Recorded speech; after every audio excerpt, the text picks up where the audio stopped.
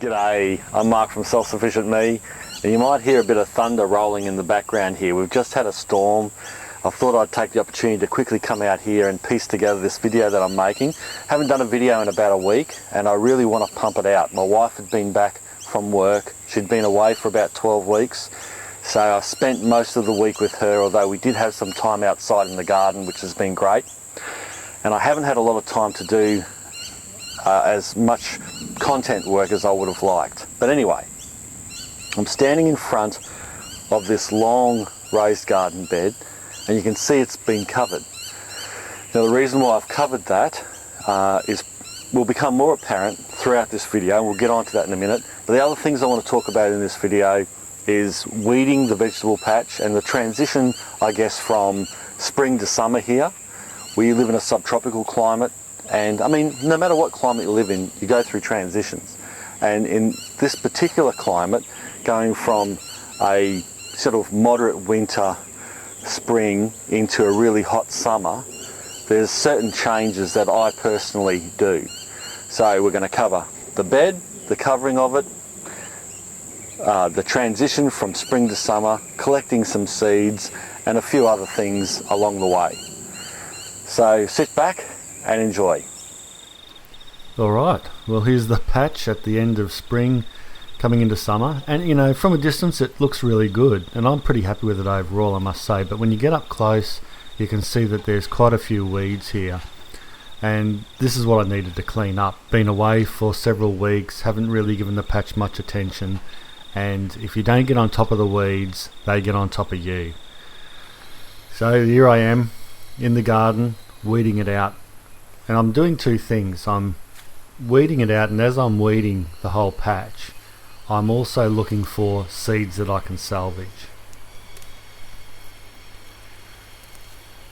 I'm trying to keep plants as well. There's a number of coriander in the front there that I'm just letting go to flower. We eat the seeds, so it's pretty important. Here's some mustard.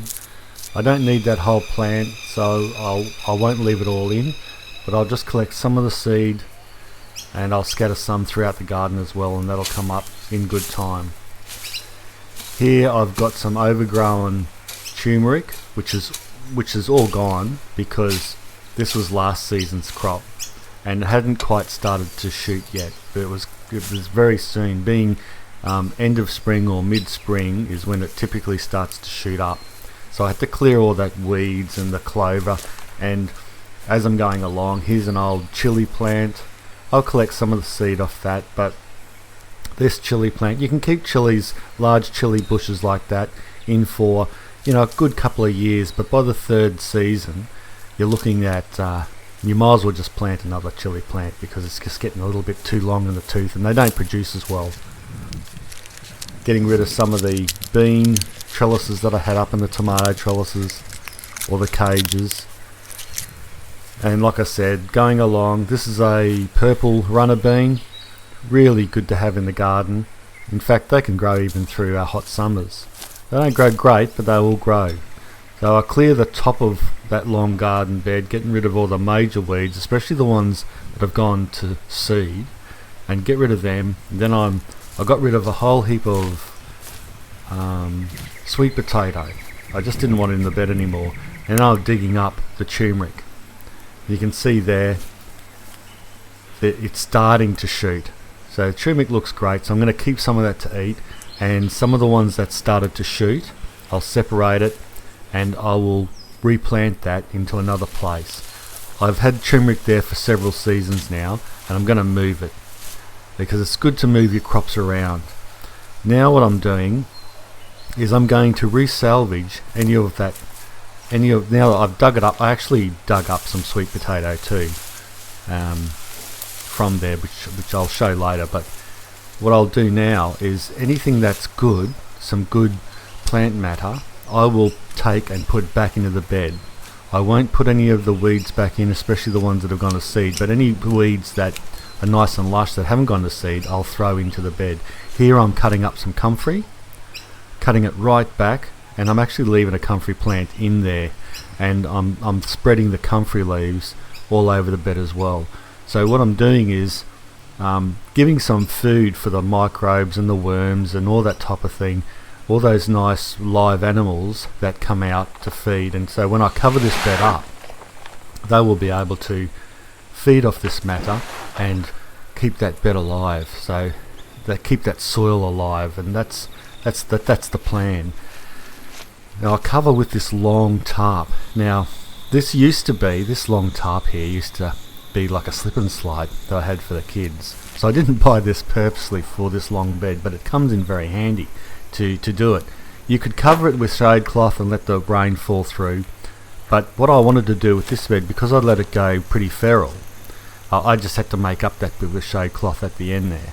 But the majority of it is just an old tarp. It's made from that heavy plastic tarp material, and what that's going to do is it's going to, underneath this hot subtropical sun, it's going to really heat up the top of that bed. And so the worms and the microbes, they'll all migrate through the day down below, and they'll come up through the night to feed on all that matter, all that organic matter. But the seeds should die and get killed, all those extra seeds from the weeds. So here's my haul of turmerics, or turmeric. I'm just ad-libbing this, by the way. I just needed to get this out to you guys, so I hope you forgive some of my errors. Turmeric and sweet potato I had there. Here's the mess that I've left. All the cages that I've pulled out of the garden from last season's tomato crops, and all the weeds that I've pulled out. The garden looks pretty good now. I've kept what I wanted to keep coming into summer, and I've pulled out all the weeds, and now it's time to clean them up. I don't want to put a lot of them in the compost heap, because quite frankly, you put them in the compost heap and then that just turns into weedy compost, because I slow compost mine and I don't really raise it to a high level, and so I just get a whole heap of weeds in my compost, which I don't want. So I've got all this organic matter sitting out there, and what I've found is the best thing to do is to actually, once I've collected anything that is good for the compost heap, and I'll put it back into the long bed, covered and rested a bed that I wanted to. In this case it's that long one, which I'll probably rest for several weeks. Then once I'm happy with all that, I get on the old ride-on and I just simply mow it into the lawn. Works great, because the weeds don't grow up through the grass, because the grass is really too tough for it and it's too prolific, and especially through summer the weeds just can't compete with the grass. So I mow it all in. It takes really only a few minutes, and it cleans the patch up all nicely. There you go, all nice and cleaned up. And what that does is that that throws all that organic matter into the grass and actually helps the grass out.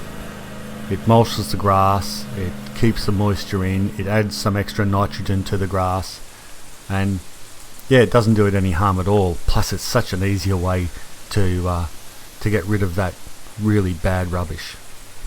And now I'm left with a nice refurbished patch ready for those summer crops. So going from spring into summer, all those good summer crops like Egyptian spinach and corn, okra, snake beans, and all those types.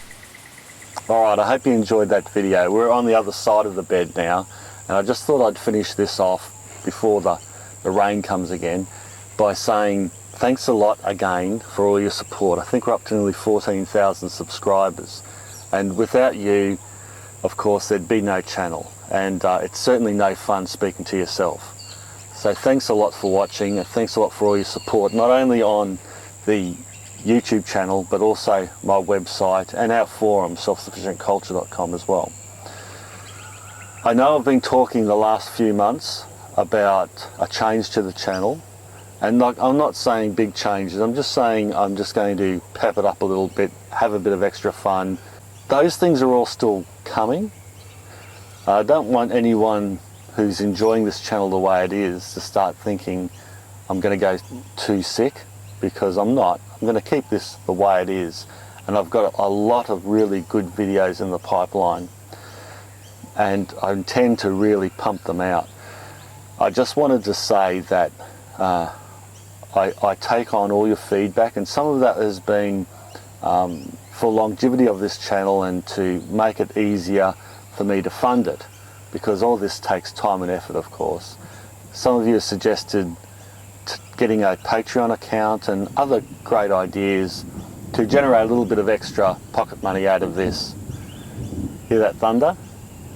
And I'm taking all that on board, so thanks for all your suggestions.